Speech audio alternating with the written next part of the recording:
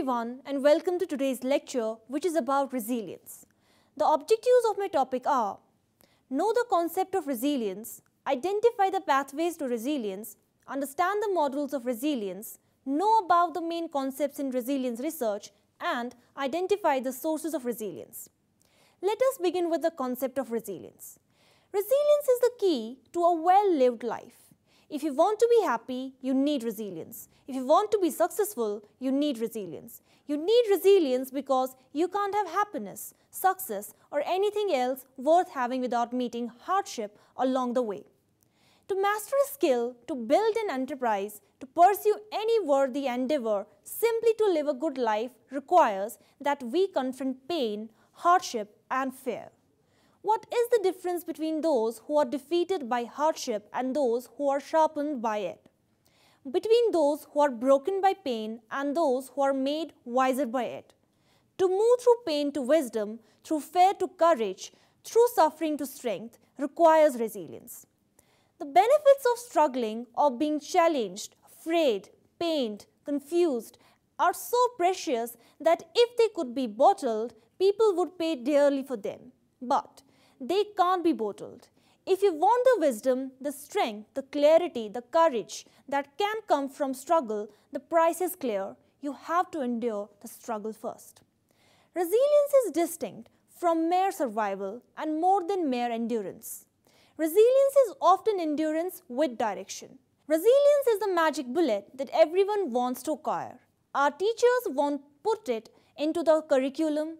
Our legislators want it to transform the country. Our corporates want it for their staff to be the best they can be against all odds. Parents want their children to be resilient as much as they themselves want to be resilient against the challenges of 21st century parenting. Additionally, our insurers want us to be resilient against disasters and natural hazards of our environment. Like most concepts and constructs in psychology, there are a range of definitions and understandings of what constitutes resilience. Resilience comes from the Latin salire, meaning to spring up, and resilire, meaning to leap or spring back. Hence, the bounce back concept of resilience. Originally, the term was used in 1818 to describe the property of timber to withstand load without breaking. More recently, the term has been adopted by ecologists to describe settings like the family, community, and natural environments to withstand challenges or stress. Additionally, it has been moved into the individual and collectivist human domain rather than the original focus on environmental aspects. The individual aspect of resilience arose from trauma research, where there was an interest in an individual's capacity to rebound despite adversity. Resilience can be construed as a multifaceted, dynamic process wherein individuals engage in positive adaptation despite experiences of significant adversity or trauma. A summary of 73 definitions of resilience highlights that the majority of definitions focus on adaptation, whilst only few focus on growth. The construct might be captured best by Zotra and Reich, who defined resilience broadly as being the meaning, methods, and measures of fundamental characteristic of human adaptation. They postulate that resilience is recovery, sustainability, and growth from an individual or collectivist perspective from a single biological system to a person, an organization, a neighborhood, a community, a city, a state, or even a nation. Three features of this definition relate to recovery, sustainability, and growth. They acknowledge that our attention to these three features of resilience is best seen through the dynamic lens of coping and adaptation. Indeed, in that sense, resilience is akin to coping. In the 1960s, Louis Murphy criticized the negative focus of research studying individual differences in children. Around 1970, some developmental psychologists focused their attention to the phenomenon of children who, despite being at risk for problems and psychopathology, succeeded in life. These pioneers inspired research on resilience in development in the following decades. Resilience has been an area of research focused for a long time. there has been a lot of interest in how the individual adapts to the environment, and many theories such as those of natural selection and psychoanalytic ego psychology focus on it. The concepts of ego, mastery, competence, and self-efficacy focused on positive aspects of adaptation. Resilience refers to humans' amazing ability to bounce back and even thrive in the face of serious life challenges. It generally refers to a phenomena which involves positive adaptation in adversity. Two main evaluations are required to identify individuals as resilient. Number one is, individuals are doing okay or better than okay in terms of certain expectations for behavior. Number second is, there have been circumstances that posed a major challenge. Maston, a key researcher in the field of resilience, notes that the study of resilience has turned on its head on many negative assumptions and deficit-focused models of human behavior. In fact, this challenge to negative and deficit approaches to the study of human endeavor has been gaining momentum over 3 decades or more. It is the positive approaches to human pursuit that the work of Seligman on positive psychology in 2011, Maddy on hardiness in 2002, Mayer and Selloway on emotional intelligence in 1995, Lazarus in 1993, and Hofall in 1989 on coping, Dweck 2006-2015 on mindset, and Duckworth and Ekresis, Winkler 2015 on grit, each captured from a different perspective. Maston's thesis examines the ordinariness of resilience. For her, resilience derives from the human adaptation system through the process of development. What is promoted by the positive psychology movement and coping researchers is the capacity of humans to grow their adaptation capabilities through gaining insight into their experiences and participation in interventions that build the skills for resilience.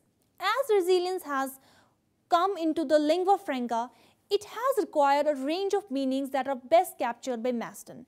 When she wrote that resilience referred to the class of phenomenon characterized by good outcomes in spite of serious threats to adaptation or development. Later, Schoon pointed out that central assumptions in resilience research are: number 1, a positive outcome despite adversity; number 2, continued positive or effective functioning in adverse circumstances; and number 3 is recovery after significant trauma. Maston refers to resilience as being an inferential and contextual construct that requires 2 major kinds of judgments.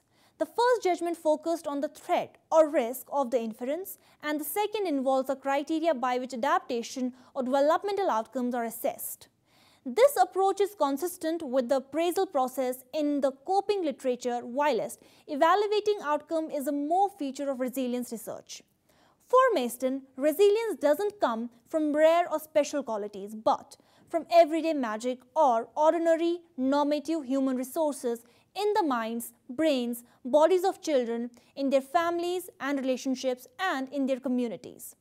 Unlike coping, which consists of thoughts, feelings, and actions, and has a long established history in measurement, the concept of resilience is not so readily quantifiable, particularly given there is a judgment implied about effective outcomes. Resilience is regarded as two-dimensional, the first being the exposure to adversity, and the second is the manifestation of successful adaptation. However, these dimensions are linked to normative judgments as to what constitutes desirable or positive outcomes. To conceptualize resilience as a trait rather than a state bears the danger of blaming the victim when things do not go well and ignoring the potential for growth. There are multiple bodies of literature that contribute to our understanding of resilience. The psychophilosophical orientations of positive psychology and the ecological framework of Bronfenbrenner under an understanding of resilience. These are complemented by the theories of coping that underscore much of this volume. Additionally, evidence-based approaches such as mindset, grit, emotional intelligence, and hardiness also contribute to an understanding of resilience. Each of these complementary theories focuses on success and achievement. When these approaches are underpinned by a positive psychological orientation, they combine to become a powerful tool for building resilience in different ways, in diverse contexts throughout the lifespan. Coming to positive psychology. Positive psychology is a philosophical and psychological theory that underpins this volume. It is about building strengths, capacity, and personal growth. Each of the constructs considered contribute in some way to resilience, as does coping theory in all its applications. For more than 60 years, psychology worked within the disease model and has succeeded in developing a scientific discipline with classifications, treatment plans, and interventions to make miserable people less miserable. This approach was recognized as being incomplete in the portrayals of humankind. Undeniably, that negative is a part of humankind, only a part, and what is viewed as negative in one group may be positive in another. For example, starting a new job can be exciting for a person or group but anxiety-provoking for another. Similarly, a child moving out of home can be a loss for some parents or a relief for those parents who wish to rediscover their own freedom. Towards the end of the 20th century, during his term as president of American Psychological Association, Martin Seligman highlighted the cost of adopting a disease model of psychology. Psychiatrists and psychologists were viewed negatively as victimologists and pathologizers, who failed to address the improvement of normal lives and the identification and nurturance of high talent. Rather than being guided by the thinking of what is wrong with our lives, Seligman encouraged people to refocus on the subject matter and to look at what is right in people's life. This question is at the heart of positive psychology and has led to widespread international interest in research and practice in mental and physical health and the capacity to learn skills to enhance well-being in individuals and communities. The four pillars of positive psychology have been described as virtue, meaning, resilience, and well-being. At an institutional level, it seeks to explore the roots of happy and compassionate individuals, strong social bonds, and altruistic behavior. In sum, it is the science or the study of a meaningful life. Whilst positive psychology is an orientation that originated from studies with adult populations, the tenets and the pillars have relevance and have been applied to children and adolescents in all settings. Achieving well-being and a capacity to cope with life situation has been the concern of philosophers since Aristotle, who is credited with saying that happiness depends upon ourselves. But to learn the art of human existence requires an understanding of the dynamic process that involves the interaction between the one's circumstances, activities, and psychological resources for growth and ways of achieving a sense of meaning and satisfaction with life within one's cultural context. In order that both adults and children may flourish, four main components, goodness, generativity, growth, resilience, are required. Whilst positive psychology has emphasized the experience of positive emotions, it does not imply that we are not interested in also identifying and labeling negative emotions. We learn to appreciate the good through negative experiences and losses. However, generally, it is through the positive emotional experiences that we broaden and build our personal resources for living the good life. As adults, we strive to build resources such as the physical, psychological, intellectual, and social. In sum, positive psychology is a philosophical orientation that underpins human endeavor. It focuses on what people can do rather than on what they cannot do. Now coming to socio-ecological model. Another theoretical orientation that underpins human endeavor is Bronfenbrenner's socio-ecological systematic approach, which posits that relationship between individuals and their environments is reciprocal in that individuals are influenced by their environments and in turn impact their environments. The microsystems such as family, school, workplace, and neighborhood bears a direct influence on the individual. This is complemented by the macrosystems, that is the socio-cultural, political context in which the individual is located. So both cultural, contextual influences along with the more direct family, peer, school, and workplace are important. It is the environment in which the individuals operate, taking an account of both proximal, for example, school, workplace, and distal, for example, economic and cultural factors. In 1980s, Bronfenbrenner emphasized that both ecological and development contexts are relevant. As with coping, there is an assumption that there is a bidirectional transaction between individuals and their environments, and in turn, there is interplay between context and development. Thus, when it comes to resilience and coping, both philosophical and socio-cultural influences are relevant to take into consideration. Now, we'll be dealing with hardiness. Historically, hardiness is an approach to achieving resilience. From an existential psychological perspective, life is a series of stresses starting with the birth trauma, moving through childhood and into adulthood. Mega trends such as globalization, threat to environment, rapid technological change all contribute to life as series of stresses. Whilst the capacity to survive in the face of stress varies according to individuals, there is also the potential to thrive. Maddie's model identifies the stressful circumstances that involve mental and physical strain, which for some lead to performance deficits, but for others it is about having a hardy attitude that involves commitment, being decisive, obtaining social support, and engaging in hardy health practices such as relaxation and exercise. All these are features of good coping. There is a capacity to measure hardiness and to see how hardiness contributes to resilience in diverse population. For example, it has been found that hardiness and optimistic attributional styles are predictors of mental health. Coming to grit. Grit is another useful construct in the resilience and successful achievement domain. Grit is defined as perseverance and passion for long-term goals. It encompasses stamina, passion or interest and effort. So more than being resilient in the face of adversity, it is about having a deep commitment and loyalty. Grit predicts success over and beyond talent. Therefore, it is a useful educational and training construct. The main concepts in resilience research are as follows. The first one is defining and assessing good developmental outcomes. Good outcomes can be defined on the basis of how successfully an individual meets age-related developmental tasks.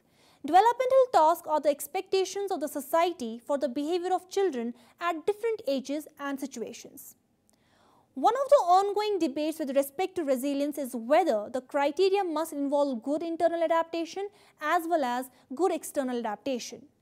It is usually understood that external adaptation standards define resilience.